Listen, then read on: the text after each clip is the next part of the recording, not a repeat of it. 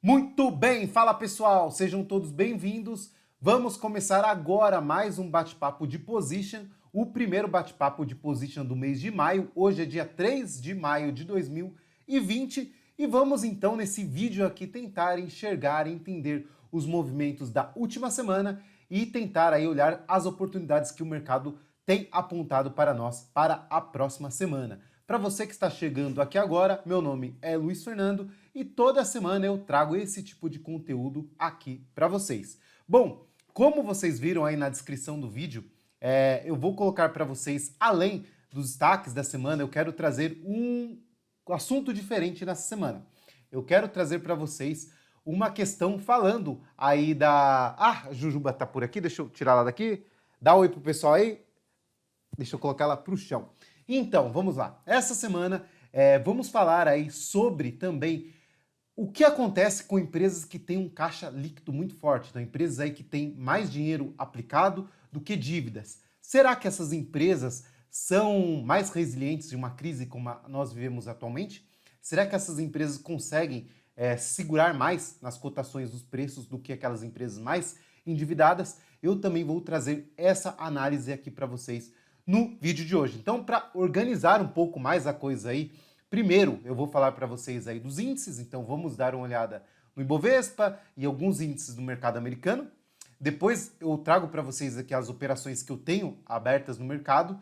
Vou fazer um scan geral aí do mercado mostrando os ativos mais líquidos e também os destaques que eu enxerguei essa semana. E por último, eu vou trazer essa análise, né? Essa análise aí sobre as empresas que têm um caixa muito forte na nossa bolsa. Então, vamos começar o vídeo? Galera, outra coisa. Essa semana eu coloquei esse layout aí diferente. Então, vou pedir para vocês darem um comentário aí se esse tipo de layout ajuda ou atrapalha, se é melhor a tela cheia com gráfico ou esse layout aí ficou bacana. Comentem aí, por favor. Também não se esqueçam do like, isso é muito importante aqui para o canal.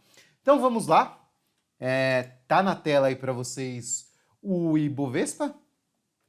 Só deixa eu mudar aqui, que ainda não apareceu, né? Bom, agora sim, agora apareceu. Está na tela o Ibovespa, na periodicidade semanal. Vamos então entender o que aconteceu no mercado essa semana. Nós tivemos na semana passada, como eu comentei com vocês, um candle que praticamente aí invalidava aquela cunha que nós vínhamos desenhando aqui no mercado. Muita gente falando dessa cunha aí no Bovespa. É engraçado, né? Quanto mais pessoas falam de um padrão específico, de um movimento que o mercado está fazendo, o mercado vai lá e invalida ele. Sempre é assim, né? Então, essa semana o que nós tivemos? O mercado, após praticamente invalidar a cunha que nós tínhamos desenhado aqui, o mercado sobe. E na semana passada, para quem assistiu o vídeo, o que eu falei? Eu falei que, fora essa cunha, o que eu julgava mais importante do que a própria cunha? Eu julgava mais importante esse teste dessa linha vermelha aqui no gráfico, essa linha que vocês estão vendo, que, como a gente já falou muitas vezes, é a linha que representa a máxima lá de 2008 e essa máxima que foi testada várias e várias vezes durante os anos aí, desde 2008, 2009, tivemos o teste dela também aqui em 2017, 2018, enfim. É uma região extremamente importante, galera. E essa região aqui é uma região que foi testada na semana passada, o mercado voltou a testá-la, deixando essa sombra naquele candle, né, fechando acima dela. E nessa semana o que nós tivemos, o mercado subindo novamente, deixando aí um viés, né, uma mais complexidade para o mercado. Não basta já toda a complexidade que nós já tínhamos anteriormente, colocou mais uma pitadinha aí de dificuldade para o mercado no momento atual. Fato é que o mercado está bem errático, galera, bem difícil de ser analisado, principalmente por uma metodologia assim mais ligada à análise técnica. Então a gente tem uma dificuldade muito maior nesse momento. Fato é que uma coisa que chama a atenção no Ibovespa, se nós colocarmos principalmente no gráfico mensal, vocês vão observar e vão olhar o quê? Olhem aqui, aquela linha vermelha que eu falei para vocês, olhem o candle que o mercado vai fazendo essa semana. Essa semana não, esse mês, galera. Olhem esse candle. nós temos o que aqui? Nós temos o mercado, após cair 1, 2, 3 meses, nós temos o mercado aí fazendo um candle de retomada em cima da região aí do suporte. Então, aquela linha vermelha marcada com suporte, nós temos esse candle fazendo um candle verde, fechando acima da média de 50 meses. Então, importante também sinal. Se nós observarmos, vamos tentar dar uma olhada aqui o que acontece estatisticamente quando o mercado apresenta 3 meses de queda. Então, se nós voltarmos no passado, quando o mercado apresentou 3 meses de queda, que foi 1, 2, 3, o mercado depois voltou, subiu por 3 meses. Aqui nós temos 4 meses de queda, o mercado retorna à sua subida. Aqui nós temos mais meses de queda, né? Aqui nós temos 5 meses de queda, o mercado volta a subir. Na crise de 2008, nós tivemos 1, 2, 3, 4, 5, 6 meses de queda. Então, não há muita correlação entre a quantidade de meses e a recuperação. Mas esse sinal, tecnicamente falando, é um sinal que chama muita atenção, principalmente se o mercado, nas próximas semanas, vir a romper essa região aqui dos 83.962 pontos. Olhando no gráfico semanal, nós vemos aí o que? Nós vemos uma dificuldade do mercado superar essa região aqui, superar essa região aí dos 83 mil, 84 mil, que vem, então toda vez que o mercado vem testando, então já foi testado 1, 2, 3 vezes, o mercado bate ali e volta, né? Então há uma dificuldade em o mercado ter consenso dessa alta. Fato é que o que eu acredito, galera, e o que mais eu trabalho com essa hipótese, isso já vem há algumas semanas, é o quê?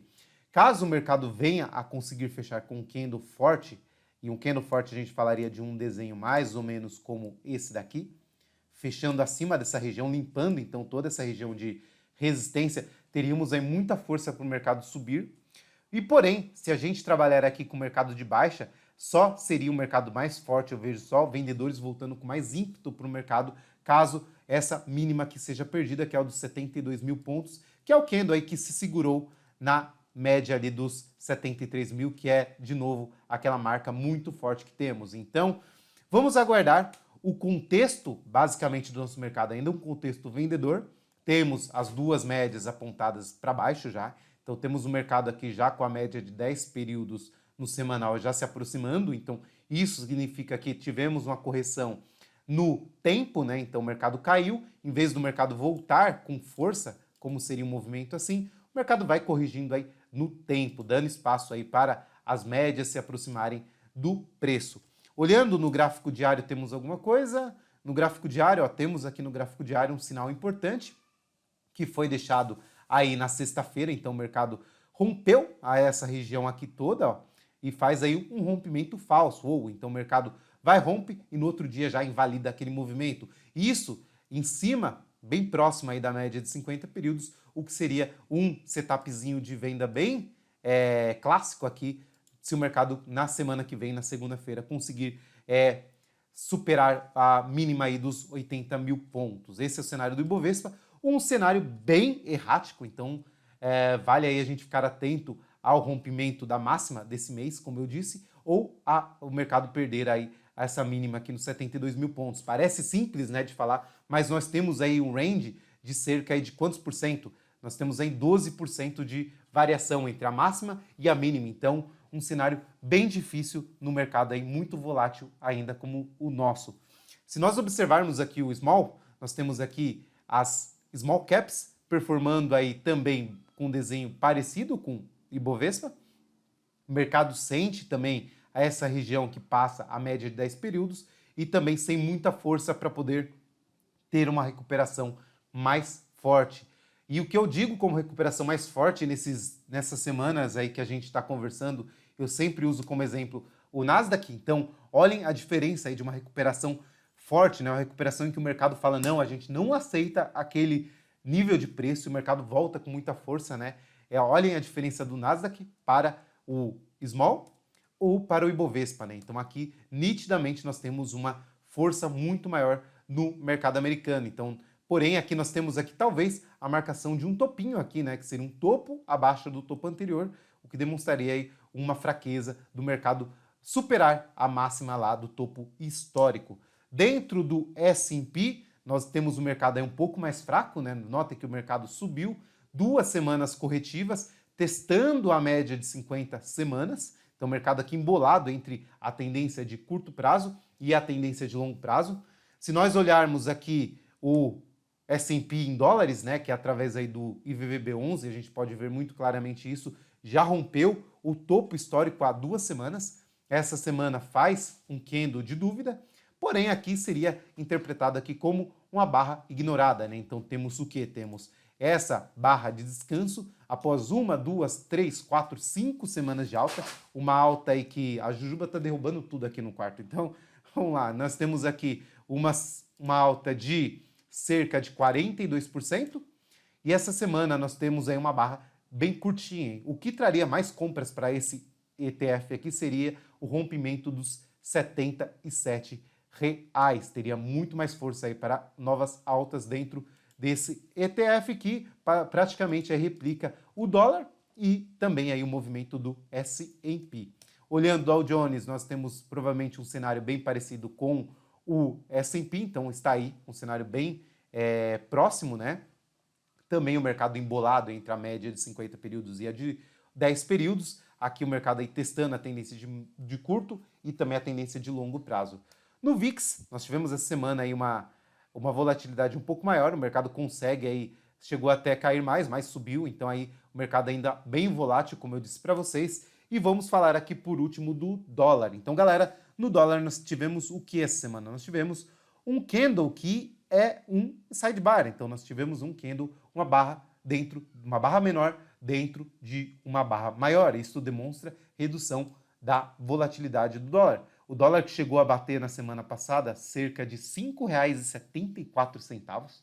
R$ 5,74, essa semana fecha aí em R$ 5,47, deixando essa barrinha aí que nós falamos até na semana passada que o dólar tinha deixado um topinho aqui, né, no gráfico diário, porém essa barra nessa semana demonstra o quê? Ainda muita força do dólar. Então não seria de surpreender ninguém caso o dólar consiga romper nessa semana os R$ 5,72, a gente ver aí mais um movimento muito forte do dólar, porque esse candle traria todo esse viés. Então, o mercado aqui conseguindo superar na próxima semana os 5,73, deveríamos esperar sim mais altas para o dólar. Parece bizarro falar isso, né? Depois de um mercado sair lá dos R$ 4 chegar aí os 5,70, mas é o contexto atual. O dólar, principalmente, em uma tendência muito forte de alta. Notem que é engraçado que aqui um contexto bem legal para trazer para vocês é o quê? Muitas vezes o estocástico é usado para identificar sobrecompra, sobrevenda.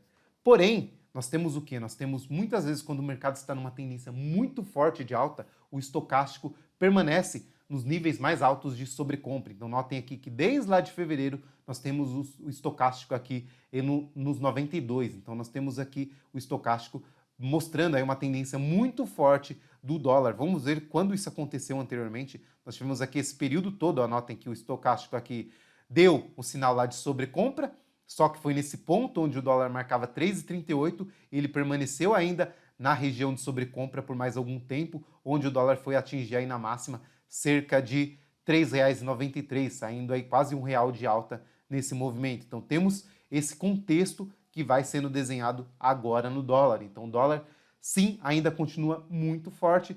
Fato é que esse candle aí não dá nenhum sinal, pelo menos essa semana, de uma correção mais longa no dólar nesse momento. Vamos ver caso o dólar consiga romper essa mínima aqui dos R$ 5,33, aí talvez as pessoas que apostariam em uma reversão do dólar, pelo menos de curto prazo, teriam mais coragem, mais ímpeto para vender o dólar nesse momento. Então, galera, terminamos aqui. Vamos falar só do Bitcoin. Bitcoin essa semana mostra força. Cadê meu copo?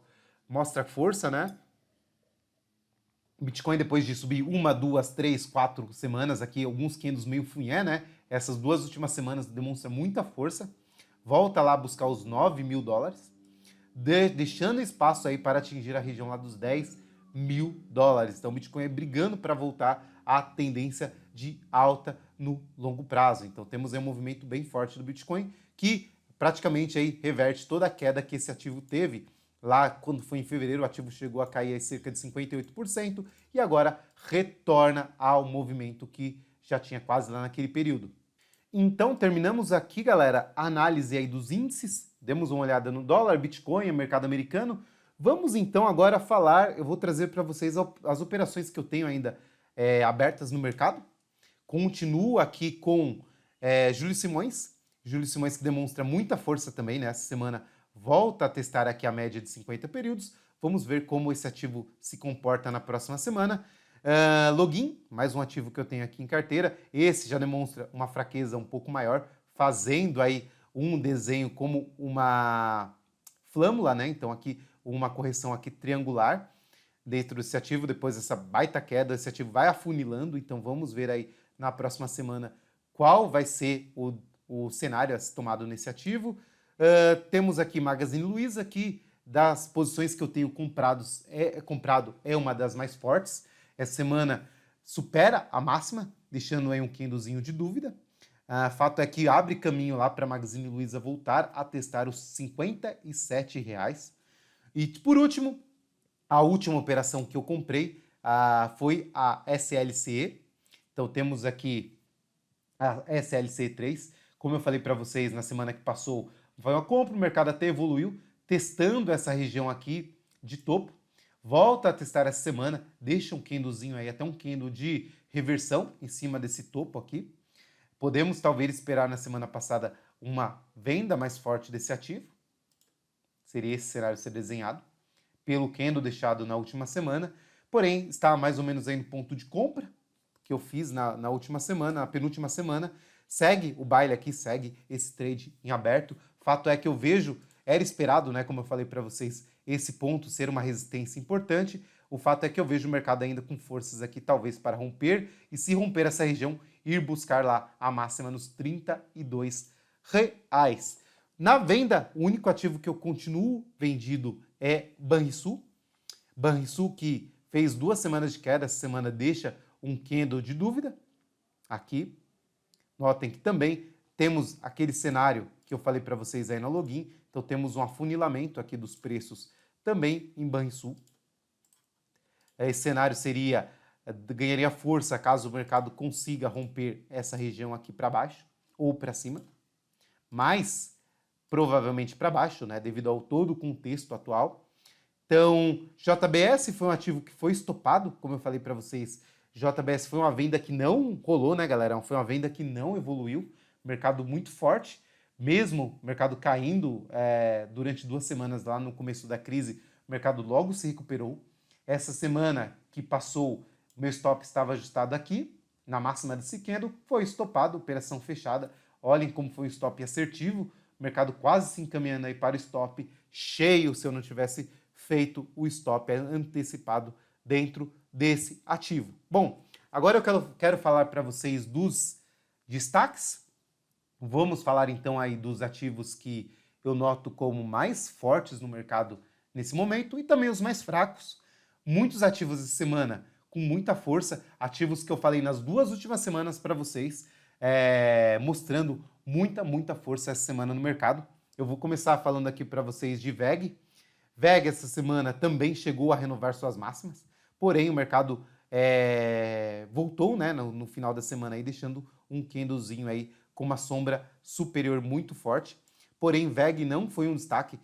Vale falar aqui de Sinqia, que foi um ativo que eu comentei com vocês nas 2 últimas semanas. Sinqia, nesse momento, alinha as 2 tendências, tanto a tendência mais curta quanto a tendência mais longa, após 1, 2, 3, 4 semanas de alta. Muito forte esse ativo. Fato é que agora esse ativo abre espaço para a busca lá dos R$ 29,00, muito forte. Tivemos aqui lojas americanas, principalmente aqui pelo ativo LAME3.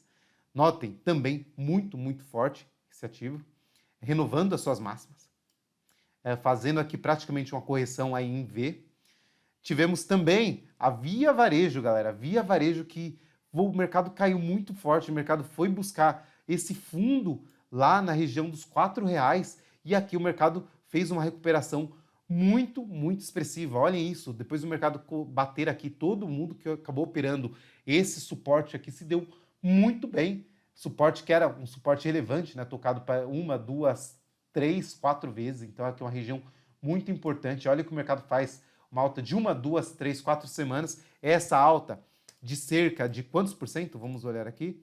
Essa alta aí já de 125% de alta em 4 semanas. Belo movimento aí em Via Varejo.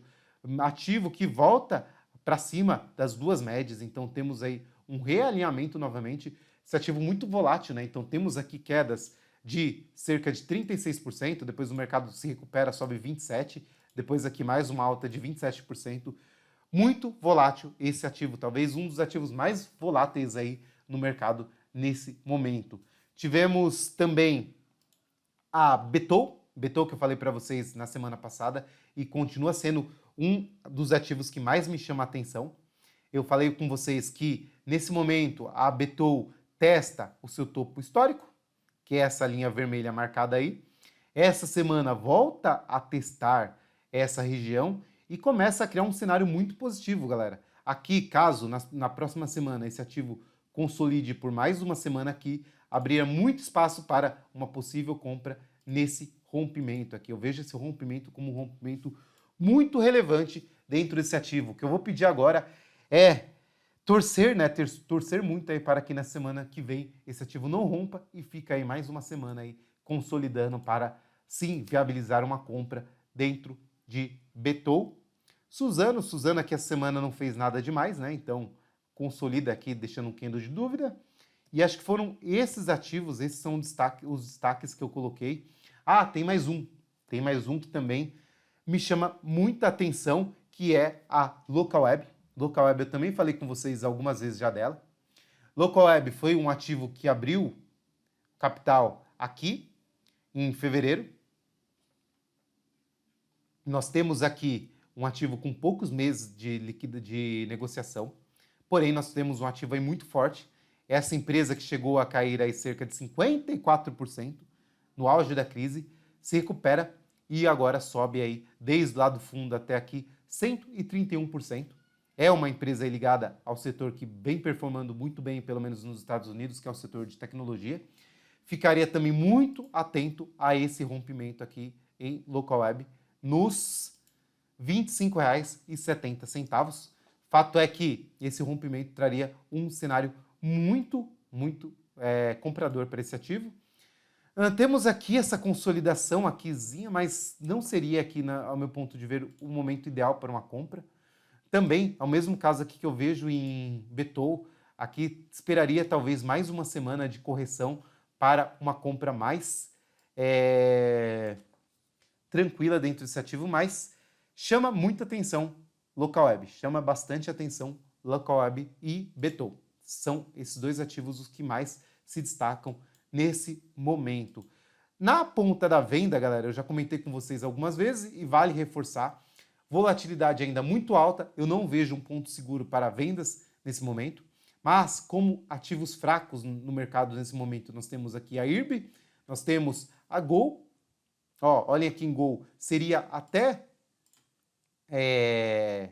plausível uma venda aqui no rompimento dessa região dos R$10, mas o problema é, vou vender aqui, eu vou colocar meu stop aqui, na máxima desse candle, um stop de 29%.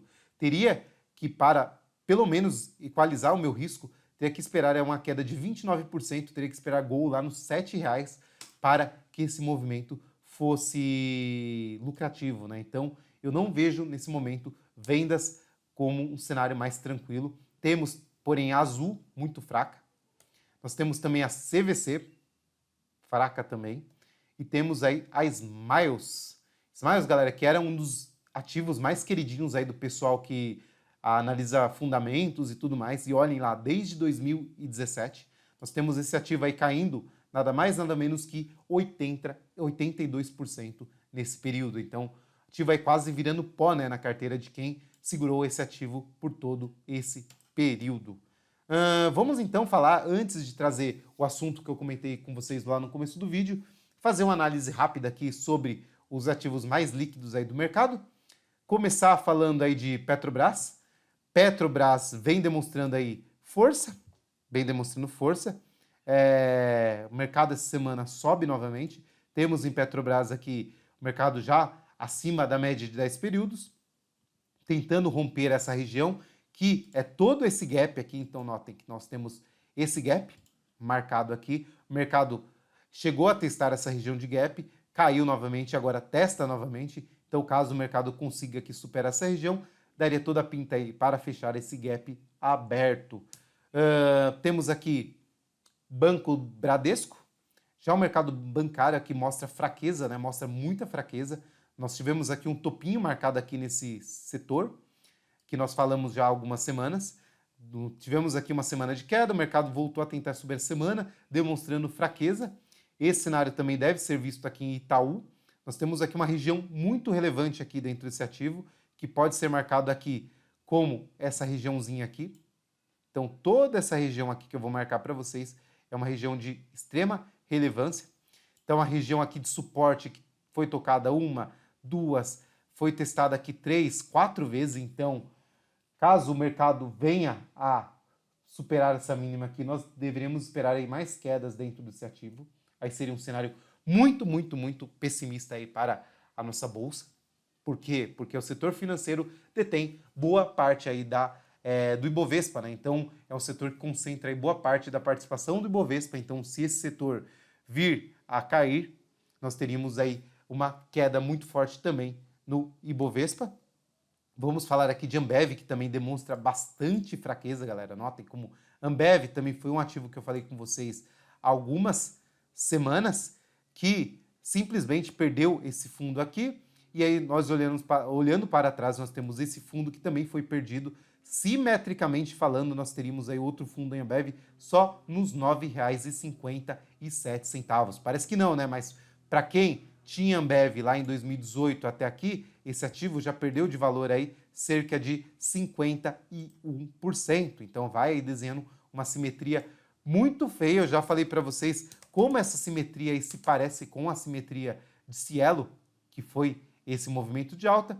Consolidou aqui por um longo tempo, e aí quando o mercado rompeu, abriu toda essa simetria aqui que nós estamos vendo agora em Cielo. É um cenário muito parecido com o que eu vejo em Ambev nesse momento. Notem como temos aqui praticamente um abismo aqui, né, nessa região simétrica aqui em Ambev.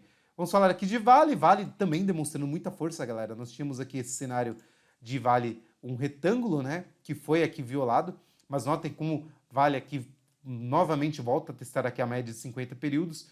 Do ápice da crise até agora, nós tivemos uma queda de 42%, porém o mercado se recupera 37%, dando aí uma queda entre o topo lá, a máxima do começo do ano até agora, de 21%. Vale mais forte que o mercado como geral. Nós temos aqui a CSN, que nós falamos lá no começo do ano, aqui quando o mercado perdeu essa região, que era uma região muito importante que o mercado havia perdido. CSN também demonstra fraqueza, caiu já muito, né? Agora demonstra até uma tentativa de um repique mais longo. Aqui em CSN também nada a ser feito. Temos Embraer, que vem aí roubando os noticiários nas últimas semanas, por causa de toda aquela polêmica que deu aí sobre a compra, né, da Boeing. Então temos aí Embraer ativo que está atualmente no... Ah, não está não. Então temos aqui, nesse momento, Embraer, ativo que testa essa região aqui como suporte. No momento atual vai demonstrando força. Notem que o candle dessa semana é um candle aí que demonstra força. Seria aí um cenário muito plausível em qualquer livro de análise técnica. Vocês veriam isso aqui como uma compra nesse ponto aqui, respeitando toda essa região de suporte em Embraer. Temos aqui Usiminas, que também após romper esse longo retângulo que tinha aqui, Usiminas chegou a testar esse suporte aqui, no momento testa o suporte com muita fraqueza também. E por último, vamos falar aqui da Cielo. Cielo que, olhem galera, olhem isso, Cielo voltou a testar praticamente a região da sua mínima histórica, lá nos R$ 3,84. Temos Cielo caindo desde a sua máxima até então cerca de 84%. Aqui é uma região muito importante em Cielo, uma região que tende a trazer compradores, tende a ser respeitada, porque se Cielo perder esse ponto aqui, o papel entra praticamente aí no vazio, né? Não temos aí referências históricas de preço depois dessa região. Então, a região que eu creio vai ser uma região aí de muita defesa por parte de quem acredita ainda nessa empresa, acredita nos fundamentos, acredita no todo no case dessa empresa aqui. Bom, tem mais um? Não, aqui é Banco do Brasil. Natura. Natura também, galera. A Natura aqui tem demonstrado muita força. Natura volta acima das duas médias, então demonstra muita força nesse cenário, fazendo também aquele cenário lá de uma correção aí em V, em Natura. Esse tipo de correção que são as mais difíceis de ser pegas no mercado. Olhando aqui, nós temos também a Gerdau. Gerdau, que um cenário bem parecido aí com os Minas, né? Então, após perder toda aquela região lá de suporte aqui, o mercado mergulha e com pouca força aí para voltar. Então, também nada a ser feito nesse momento em Gerdau. O mercado aqui vai voltar a testar essa região, que era a região de suporte, e agora vai virar região de resistência em Gerdau. E acabamos aqui, então, os ativos mais líquidos. Eu vou, então, falar com vocês agora sobre o tema que eu comentei no começo do vídeo, que é a pergunta que eu vou fazer para vocês. Será que empresas que possuem um grande caixa, será que empresas que têm muito dinheiro disponível e pouca dívida se comportam melhor em um cenário de crise como nós vemos agora, em um cenário de uma queda muito forte no mercado?